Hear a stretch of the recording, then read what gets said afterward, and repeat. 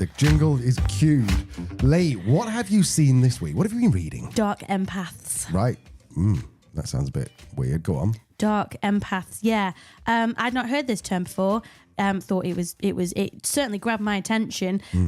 Interesting article from BBC Science Focus. I can't imagine that's one that you're subscribed to, Al, but I am. Not. So yes, an article written by Dr. Nja Hay and Dr. Emanuel Feno about a new group of people that psychologists have discovered and coined dark empaths. So basically, these people have dark personality traits such as psychopathy and narcissism, but also above average levels of empathy, making them particularly complex and potentially dangerous. So you will probably remember from our episode on psychopathy that dark side personality traits are much more common than you think. About 1 in 100 people are psychopathic.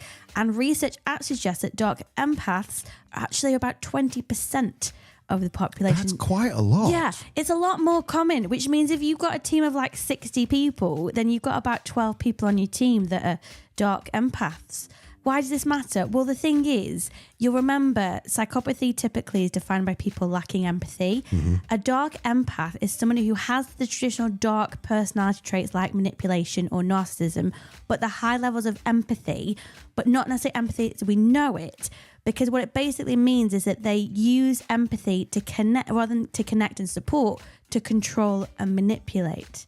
So imagine someone who knows exactly how you feel, but uses that understanding to steer things their way. Definitely met some of those people. Yeah, so in the workplace, this might look like somebody who takes credit for your ideas while making you feel like they're doing you a favour.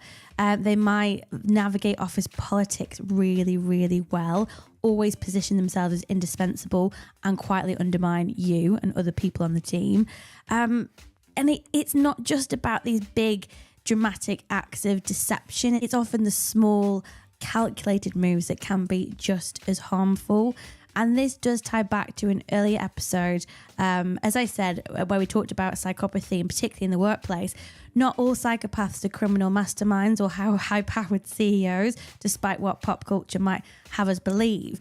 But the presence of people with dark traits, including dark empaths, can still create significant challenges in a professional environment because there's a lot more of them. But then, of course, you're going to have dark empaths in management positions as well. And I think they're the ones that I've come across, the managers that, claim all the credit. Everything was their idea. All the performance is down to them.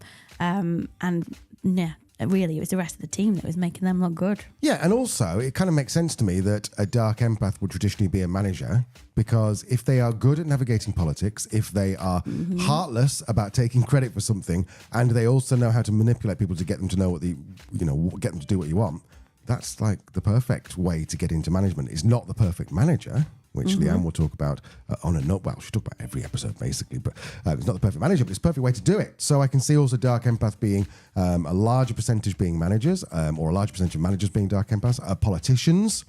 I can see a lot. And potentially also people sort of like, like the Taylor Swifts of the world or the superstars. Maybe not Taylor Swift, maybe not. Well, Taylor's always getting beef, isn't she? I was just trying to think of someone big. So, all right, there we go. What about your man who was married to Kim Kardashian and then he went a bit West. weird? Yes. Yeah. Probably a dark empath. I think there's more going on there than dark empath, to be fair. Interesting psychology to that man.